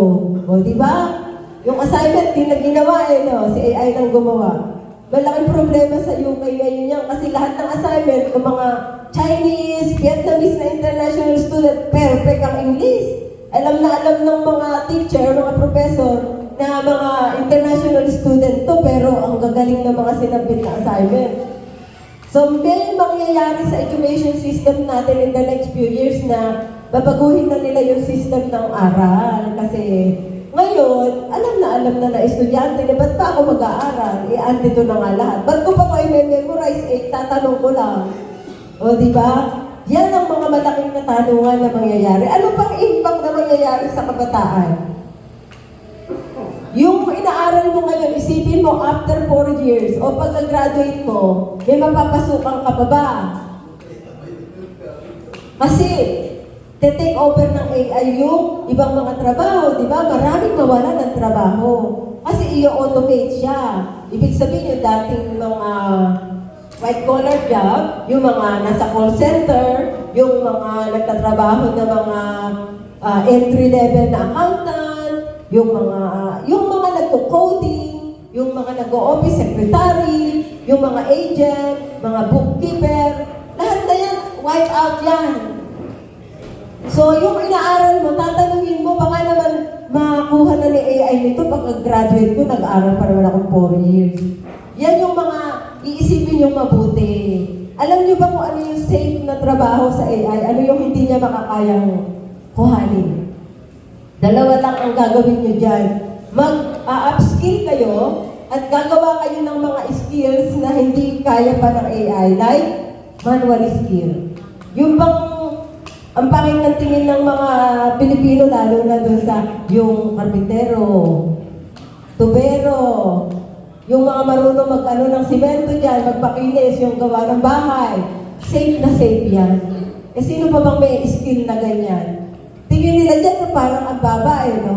Pero yan ang hindi mawawala ng trabaho sa future. Tandaan nyo, yung marunong mag-instila ng kuryente, safe na safe kayo dyan sa AI. Hindi yan ma-take over ng AI. Pero yung mga gusto-gusto yung job na magsusuot kayo ng kulay white, tapos nakakurbata kayo, na kayo nasa air-condition na office, ay wipe out yan. Lahat na yan, kaya na ni AI ng napakagaling pa sa inyo. So, kung ako, boss ako ng kumpanya, hindi ko na ako mag-hire ng tao. Kasi yung app na bibiling ko, kaya gawin yung trabaho ng 100 na empleyado, hindi ko nabibigyan ng sick pay, hindi ko nabibigyan ng kung ano-anong benefits. Isang tap lang ng AI na yun, gawa na yung 100 na jobs ng empleyado mo, di ba? Ganyan na mangyayari. Pinipredict nila na napakarami ang mangyayaring unemployment in the coming years as the AI develops. Kasi take over niya yung mga white-collar jobs, including doctors. Sabihin ko sa inyo sa UK, mawawala na yung mga doktor na first line. Nag-a-assist nga, nandun nga ako, theater, napapanood ko na yung robotic surgery. Robot na yung nag-o-opera sa UK Yung mga doktor, kahit nasa Australia, pwede nilang i-opera yung nasa UK. Nandun lang sila sa computer, through Wi-Fi.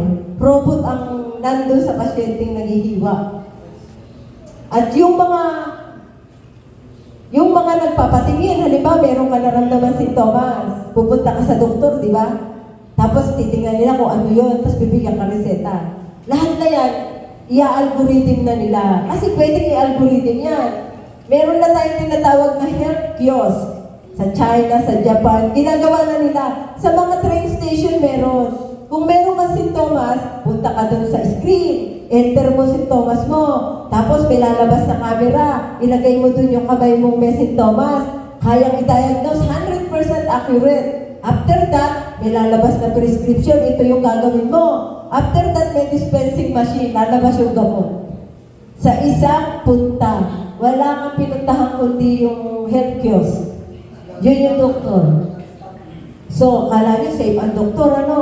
Lahat ng knowledge na pwedeng ilagay sa algorithm, hindi safe. Kaya nga sabi ko sa inyo, kung kayo'y matalino, yung mga manual jobs, yung mga ayaw nang gawin ngayon, yung mga tubero, meron pa ba tubero ngayon? Safe na safe yan. Yung mga karpintero, yung mga marunong ng skills sa carpentry and yung marunong mag-create ng mga bagay, hindi kayo matatouch ng AI. So, pag-isipan yung mabuti yung kukunin yung course. Kasi baka naman, yung kinukuha yung course, ma-take over pala ni AI. Baka pag-graduate nyo, wala na. O, di ba? Bago kayo mag-desisyon, pag-pray yung mabuti at isipin yung mabuti yung outlook na yan. Because whether you like it or not, mangyayari kasi. So yan na ang implication sa mga kabataan. Sa future society, ano? Pag wala ng trabaho, nawala ng trabaho, anong mangyari? Magkakaroon na maraming crime, di ba? Pag walang trabaho, ang daming mapupunta sa taghihirap. It's either devastating or opportunity sa charge. Nakikita niyo ba yung opportunity? Pag ang tao, wala nang mabalingan, walang hope, diyan papasok ngayon yung napakalaking chance ng revival, ng spiritual awakening. So, yan ang bantayan nyo as a church. Because pag dumating yan, you are placed strategically by God for such a time as this. And alam nyo naman na yung mas mahalaga, di ba? So pag dumating yan, tayo yung beacon. Alam niyo yung parang lighthouse. Nandyan tayo, inilagay ng Diyos for such a time as this. So, babantayan nyo. At sa iyong sariling buhay, ano ang implikasyon ng AI sa'yo? Ayaw mo na makipag-usap sa tao, mas matalino kasi yung kausap mo dyan no? Kala mo tao na Bandang huli, hinihim mo na yan, or she or he. Hindi mo alam na machine. Kasi tingnan mo, pag nag-research ka sa Google at naka-AI mode, nakalagay doon, pagkalagay mo ng search mo, thinking. Nilalagay nila thinking. But that is deception. How can a machine think? Tell me, how can a machine think? Hindi nag-iisip ang machine. Pero nilagay ni Google, thinking. Para i-condition yung mind natin na mag-trust tayo dyan sa tanungan mo na yan. Na hanggang one day, di ba may nagpakasal ng kabataan sa AI boyfriend? Sa Japan? Bakit humantong sa ganong katinding deception yun? Dahil nagkaroon na ng yung ChatGPT 5 na gamit niya, may capability to manipulate human emotion. Nagkagaya niya. So, parang na rin intimacy yung nabibuild. Kasi di ba pagka-text mo si girl, tapos nagsabi si girl ng kanyang hinaing sa'yo, naturally sa science, madidevelop ka. Kasi hindi nang naghinga siya sa'yo So, nagkakaroon na emotional attachment doon. Kaya na yan ni ChatGPT.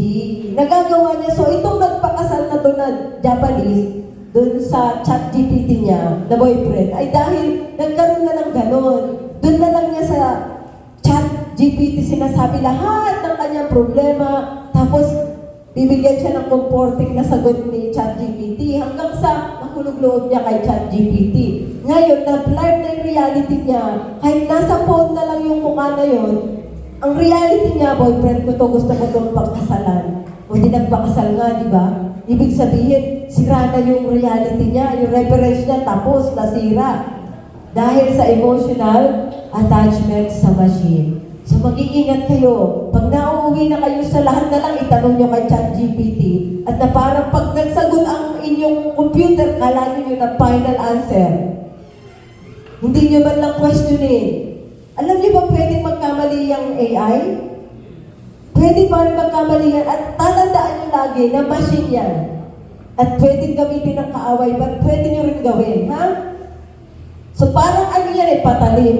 Either gamitin mong pampatay, or gamitin mong panggawa ng bahay, o pantibag ng mga halaman, o para sa ikabubuti ng buhay mo. Ikaw ang may hawak. Pero siya, in itself, amoral siya. Hindi siya masama, hindi siya mabuti. Okay, next na pag-aralan natin yung how to navigate. Tatlo na. How to respond. Number 1, kailangan bantay. Pinag-usapan natin kanina, Matthew 24:4. Magbantay daw, gwardiya. Hindi tutulog-tulog. Ano nangyayari pag tutulog-tulog? Dinanakawan yung pinabantayan mo. Tutulog-tulog ka, yung mga anak mo, ninanakaw na ni AI yung isip. Yung mga magulang natutulog-tulog. Hinahayaan na lang sa gadget ang mga anak, di nila alam. Ninanakaw na ng machine ang isip ng kanyang mga anak. Takanta pa kung bakit mainisin, kung ba't malilimutin, kung bakit ayaw na sumunod, kung ba't nagagalit agad. Nagtataka pa sila. Nakababad sa gadget. Ang nagnanakaw ng isip nila ay yung machine. So tandaan nyo, magbantay daw. Kailangan ay gising. Ang daming tulog ngayon. Wala akong magagawa kasi kakakain. So, ibig sabihin, yung inyong konsentrasyon nandito sa tiyan. So, yung isip nyo nakapatulog. Kasi nga, walang doon, nagko-concentrate sa tiyan. Kaya hirap tayo magtanghali. Kasi pag sinabi mong gising, ibig sabihin, alerto yan. Pag merong mga dumating, alam niyan. Kung tutulog-tulog ka, meron nang lumabas, lumusot sa gilid mo, may nangyayari na, tutulog-tulog ka, di alam kang alam, di ba? Nakuha na nung kung sino may magnanakaw ang gusto niyang kunin, ikaw ay nakapatikwatro pa dun sa iyong pwesto. Tandaan niyo po na tayo ay laging on guard kasi ang description sa atin ay sundalo. Di ba? We are soldiers of Christ. Dapat laging gising yan. Pagka nasa laban, di pwede tutulog-tulog. Di, patay ka agad yan, o kaya patay yung mga kasama mo na nagtitiwalang binabantayan mo sila. Alam mo yun? Yung inyong mga miyembro sa church, nagtitiwala sa inyo, binabantayan nyo sila. Nangunguna kayong tutulog-tulog. Di ang ibig sabihin yan, ang daming makukuha ng kaaway doon, hindi nyo pa alam. So, ang unang-unang dapat natin gawin para tayo ay ready dyan sa mga darating na advancement ng AI, bantayan yung mga kasamahan o yung mga kabataan, bantayan nyo yung paggamit nyo. Baka naman kayo ay addict na. Paano nyo ma-stop yung addiction dyan? Noong last year, meron kami sa Mindanao na seminar. Ang ginawa ko dun sa kabataan, binigyan ko sila ng groupings, may accountability group. As may leader. Halimbawa, 4 sila doon. Yung leader, every night, i-remind kayo na, gadgets off na ng 10 o'clock. For example, hanggang 10 lang, decision nila. Bawal itabi eh. Minsan, mas gusto niyo bang katabi ang phone na yan kaysa sa asawa no? Galit na galit pag wala yung phone sa ilalim ng unan o doon sa gilid. Ang unang remedyo dyan, huwag yung itabi yan sa pagtulog nyo. Yung radiation yan, sira pa utak nyo dyan eh.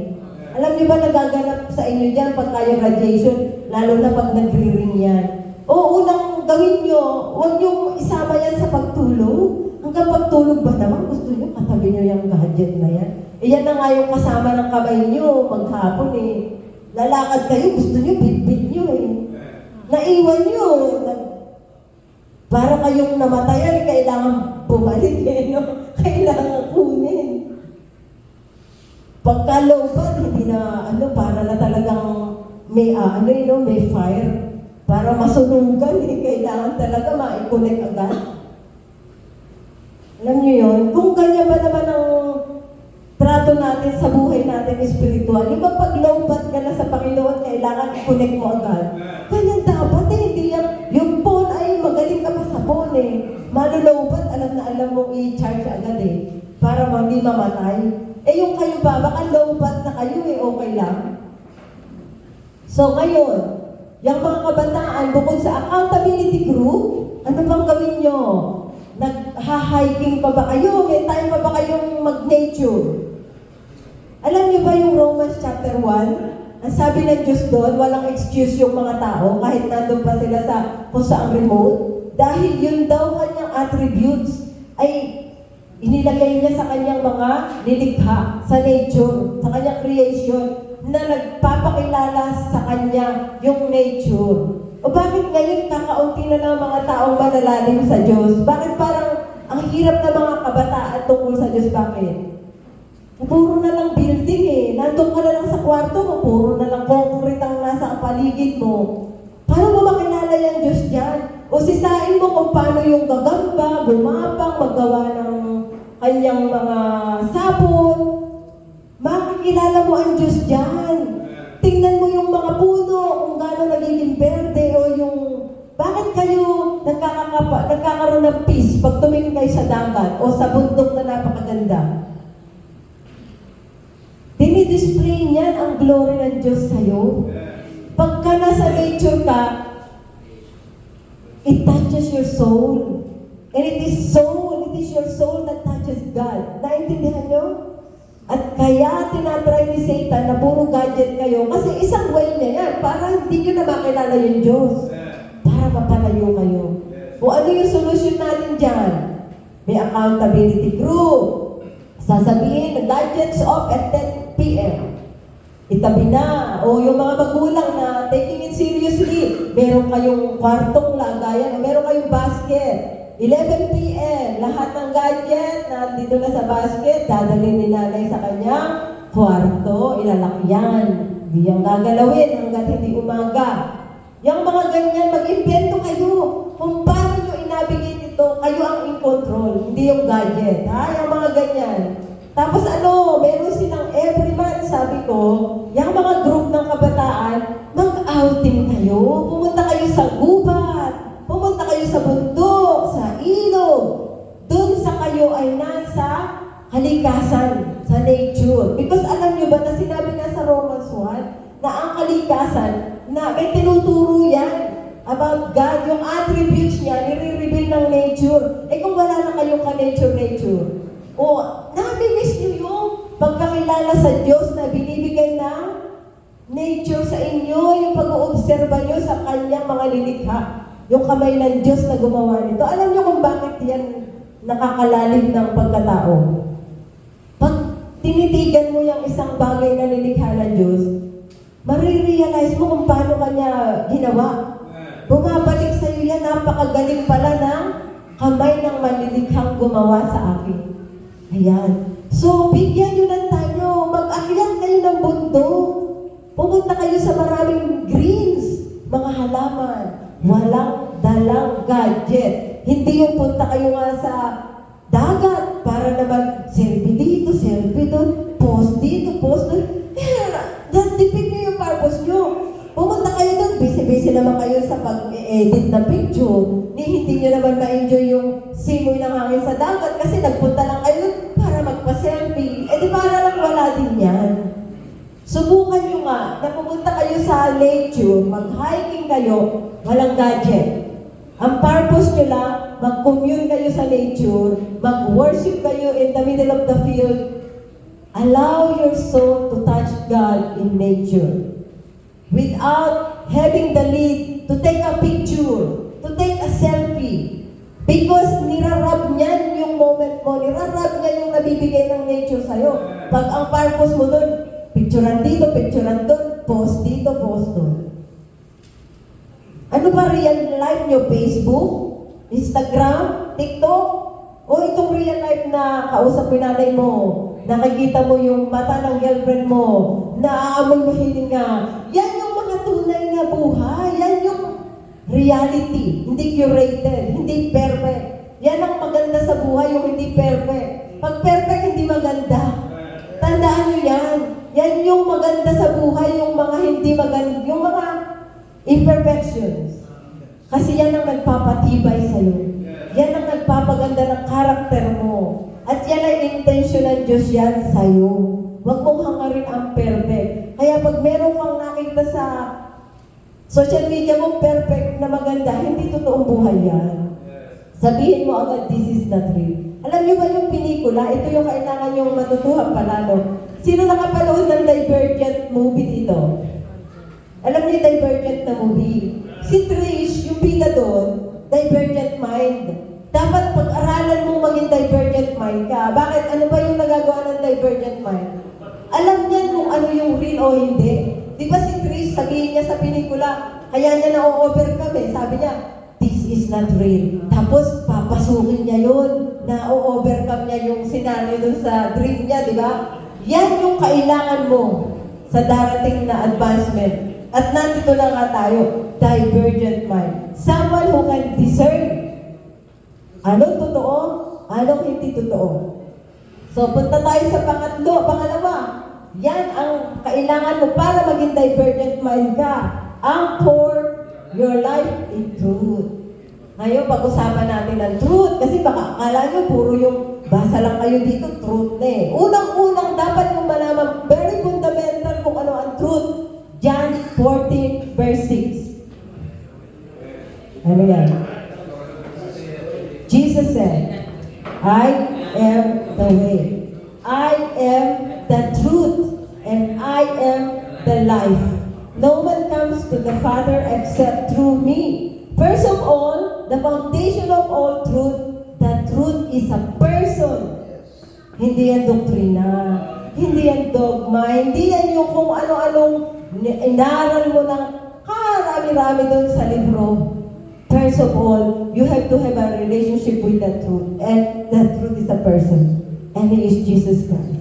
You know, pag dumating yung time na wala na kayong mabalingan kasi hindi nyo na alam ang totoo everywhere, you have to be anchored in Jesus Christ. He is the truth and He is a person. You have a relationship with Jesus Christ. And it will ground you. Alam mo ba kung ano meaning ng anchor? Alam mo yung mga barko. Pag yan ay hindi pag hindi yan naka-anchor na gano'n, ng malalim, papalaot niya kung saan-saan yan dadali ng hangin eh. Parang yung buhay mo ba, pag hindi ka nakatali ng malalim sa pagkakilala mo kay Jesus, kung saan-saan ka mapunta. Marinig mo lang si Eli Soriano, totoo yata yan, dito muna ako kay Eli Soriano. Narinig mo si Manalo, ay, parang totoo, dun ka. Kung saan-saan ka daling yan. Kasi hindi mo alam ang totoo. Itali mo, i-anchor mo ng malalim ang iyong buhay sa katotohanan, which is Jesus Christ. First of all, a person. The truth is a person. And then His Word. Because He and His Word are one. Ibig sabihin, yung knowledge mo sa Diyos, nakikita mo rin dito sa Word. One sila one. So yan ang iyong pagbubutihin. Kaya yung number 3, yung last natin, napakahalaga. Hindi ko alam kung kayo nga, nakita ko wala na atang may dalang Bible dito. Sino may dalang Bible? Tingnan ko nga, hindi na lahat Nagbabasa pa ba kayong physical Bible? Let me tell you this. Huwag kayong umasa sa Bible nyo sa phone. Kasi eventually, system of the beast yan. Aalisin yan at babaguhin yan ang Bible. Kasi, idideceive niya tayo. Aalisin niya yung palitan niya yan. Kung hindi mo alam yung original, yung talagang Biblia, hindi maniniwala ka na. Binasa mo, kala mo yung Bible mo kasi naka-AI, yun na. Kung hindi mo alam yung original, di paano? Alam niyo ba yung mga nasa bangko, yung teller? Hindi naman sila tinuturuan kung paano tumingin ng peking pera yan. Ang tinuturo sa kanila, paano alamin ang original, yung totoong pera. Yun lang, aralin nila yun ng 100% na alam nila yung totoong pera. Kahit anong dumating na perang hindi totoo, alam na nila yan. Kaya ikaw, yung truth, alam na alam mo dapat ang iyong stand. Biblically, yung Biblia alam mo. Hindi mo iintindihin yung buhay mo sa pag-aaral ng ganitong mali, ganitong mali, ganitong mali. Lahat na yan, pag tumaan yan sa truth, malalagas yan. Yan ang role ng alam ang truth.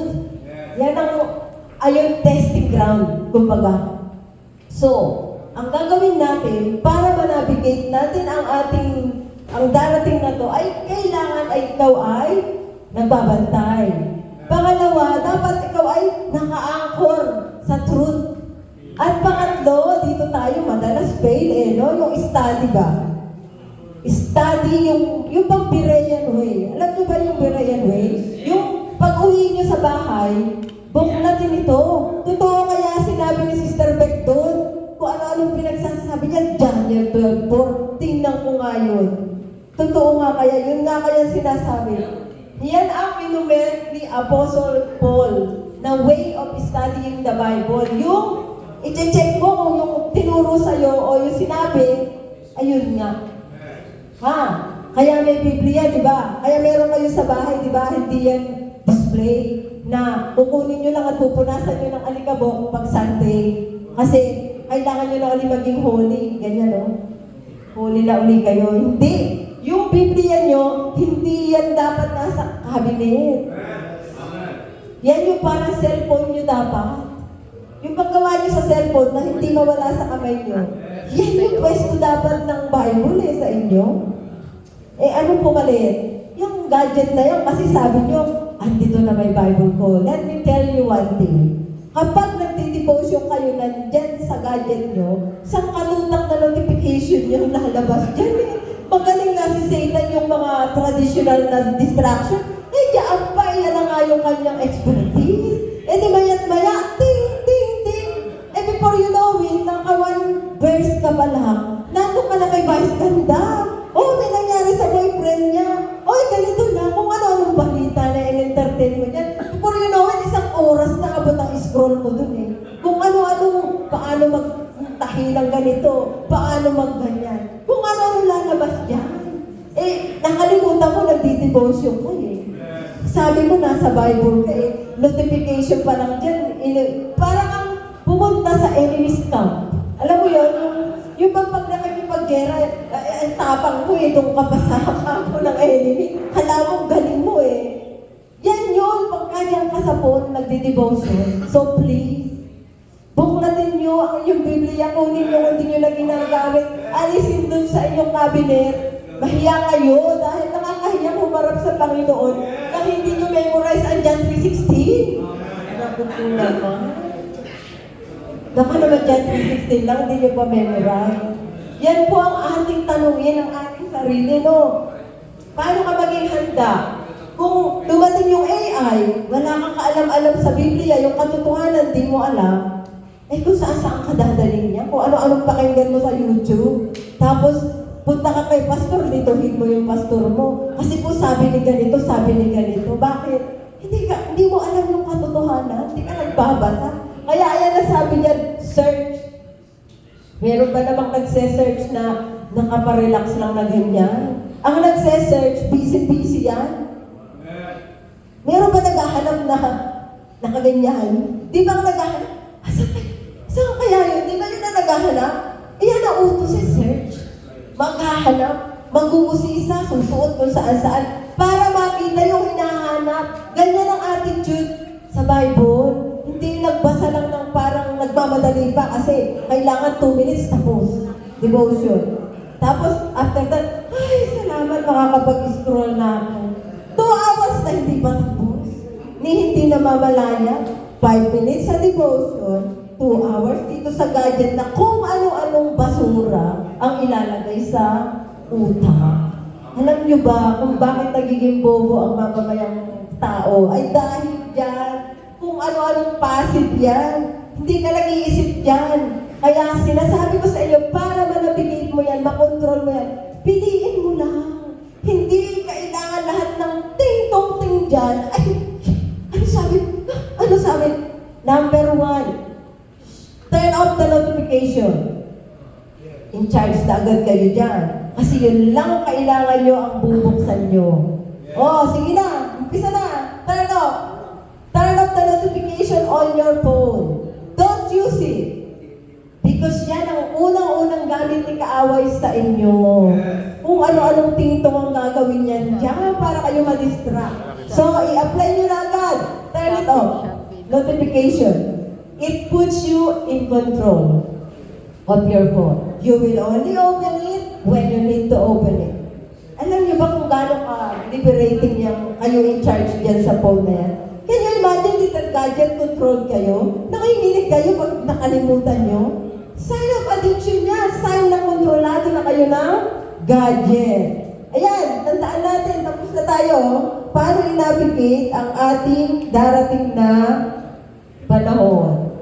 Number 1, bantay, vigilant.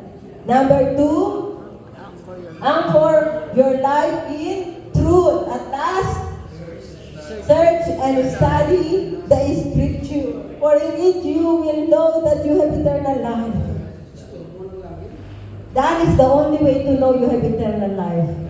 Can you imagine those who don't know the scripture, the Bible?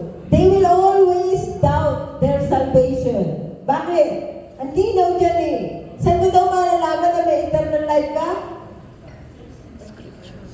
Kaya ka magsa-search the scripture, for in it you will know that you have eternal life. Hanggang 2030 ang ating deadline dyan. Magbantay kayong mabuti kasi yan ang plano nila na implementation ng lahat ng gusto nilang infrastructure na tayo na. Ha? So, anong gawin natin ngayon? What now? Ito ang parating. Tandaan niyo mabuti na hindi nagkamali ang Diyos na kayo ay buhay ngayon. Huwag kayong madidepress na yan ang dadatnan yung buhay, mga kabataan. Inanabigate nyo lang yan. Kukunin ni AI yung job nyo, inanabigate nyo lang yan. Huwag yung hahayaan. Mag-a-up-skill kayo. Kuha kayo ng mga life skill na hindi niya kayang nakawin. Lalaban lang kayo. At hindi niyo hahayaan na i-take over kayo, mga kabataan. So what now sa mga Christian? 1 John 3, verse 3. And everyone who has this hope in Him purifies himself even as He is pure. Ano yung unang-unang purpose ng Diyos sa buhay mo? To be like Jesus. To be conformed in the image of His Son. First and foremost na calling ng bawat isa sa atin ay maging katulad ni Jesus. To be like Him. And then to be like Him in His death. And in His resurrection, ma-experience mo, it means sa iyong daily life, namamatay ka. Ano meaning doon? To live is Christ. It means yung daily na death dun sa sin. Tatandaan mo yan kasi if you are crucified with Christ, you no longer live.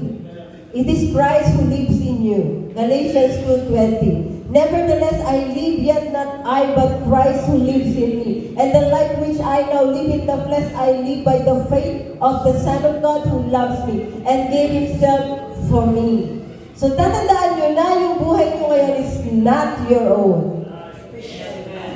It's no longer your own. So, we are in this journey to prepare our soul, our heart, to meet Jesus. And if you are not excited, something is wrong with you. If you are sad because ito na yung nangyayari, maiiwan mo yung mga binid mo dito sa lupa, it's time to examine yourself, to see whether you be in the faith. Prove your own self. Know you not that the Holy Spirit is in you? So how do you prepare? Pag mag-meet na si Jesus, yung inyong life, first of all. Kung gumagawa kayo ng hindi tama, i-correct nyo na habang may time. In the eyes of God, you can fool everyone, but not God. Just remember that. Kung gusto nyo lang lalaro-laro lang kayo, okay lang yun. Wala akong magagawa doon. Pero ang tatandaan nyo, laging merong araw ng pagsusulit. Diyan tayo ngayon magkakaroon ng malaking question.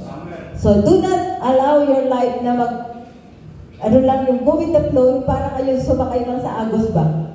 Agos-agos lang yung buhay nyo. Dapat may tinutumpok yung buhay nyo kasi ilang lang yan eh. Ilang taon lang yan eh, no? Mabilis yan. Meron ako yung latest book ko, Borrowed Life. Yan lahat diniscuss ko yung tungkol sa nature na buhay ng tao, kung gano'ng ka-exit, at kung anong dapat gawin para hindi masayang. Ha? So, kung wala na kayong tanong, we can close in prayer and we can rededicate our lives sa Panginoon na maybe nalimutan nyo, nalamig kayo, o naging masyado kayong at ease sa life nyo.